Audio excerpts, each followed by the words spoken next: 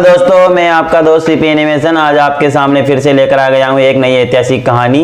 वैसे तो आपने बहुत सारी प्रेम कहानियाँ सुनी होगी, जैसे हीर रांझा, लैला मजनू, जोधा अकबर, चंद्रगुप्त मौर्य और हेलेना, पृथ्वीराज चौहान और संयोगिता।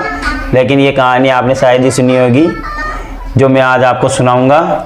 ये एक अनोखी प्रेम कहानी है जो राजस्थान के जालोर जिले के राजा कानूरदेव चौहान के बेटे विरमदेव चौहान और मुस्लिम राजा अलाउद्दीन खिलजी की बेटी शहजादी फिरोजा की है, जो आप प्रेम और बलिदान की एक मिसाल बनी हुई है। तो दोस्तों, आज आइए जानते हैं पूरी प्रेम कहानी क्या है। राजा विरमदेव जो चौहान वंश से थे, युद्ध में निपुण और बेहद आकर्षक थे। महज 16 साल की अल्प आयु में युद्ध भूमि में अपना परचम फहरा चुके थे। वे दिखने में बहुत ही सुंदर और बलशाली भी थे।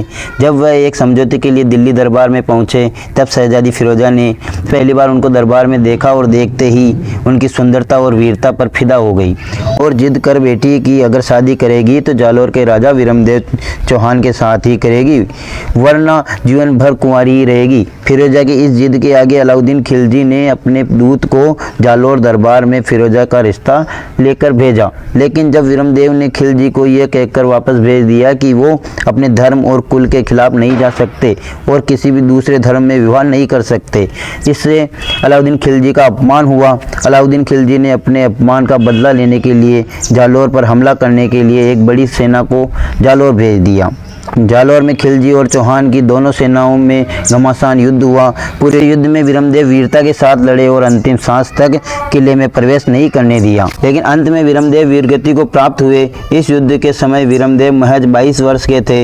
युद्ध समाप्ति के बाद खिलजी ने विरमदेव का सिर काटकर दिल्ली ले गए और फिरोजा के सामने पेश किया तो शहजादी फिरोजा चौंक गई और रोते हुए विरमदेव के शीश के साथ यमुना नदी में कूदकर अपने प्राण त्याग दिए।